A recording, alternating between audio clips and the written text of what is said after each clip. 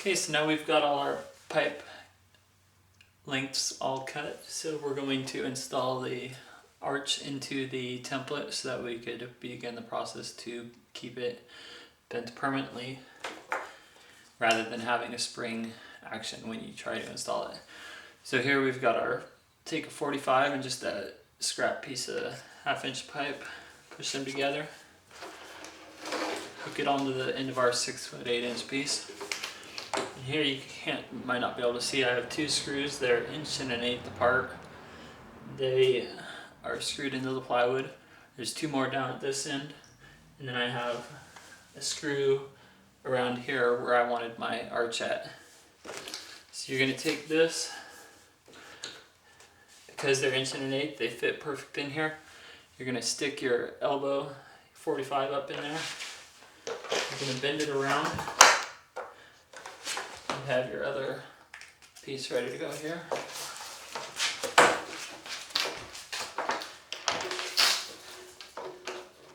Stick this end on.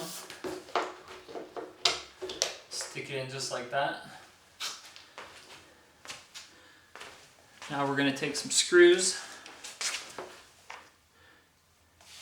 and these line up against the screw here that I've put in, so we're going to put a screw on the opposite side to hold it in there good.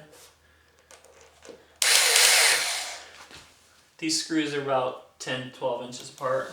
You don't need too much, it's only a small piece of pipe. A little hot water will be in there.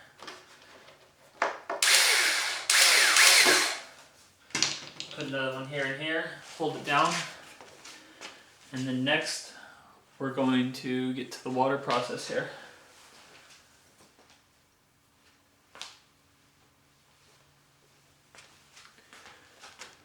For that we're going to just stand up our template now.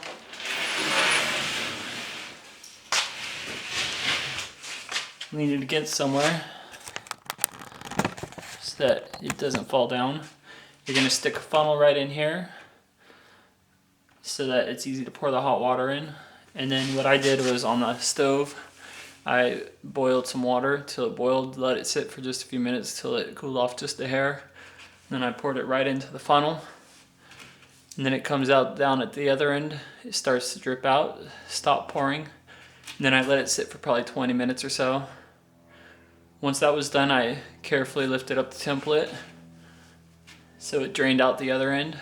Once it was empty, I unscrewed the screws here, pulled out the pipe, then let it sit another 20 minutes or so just to cool. And from there, it's all bent, ready for you to go.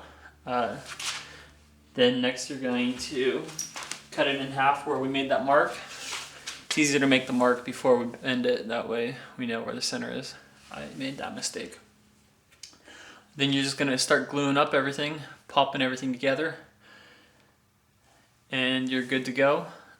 Once you let the glue dry, I'd let it overnight just because that's when I got done with it, but you could probably do it within an hour or so.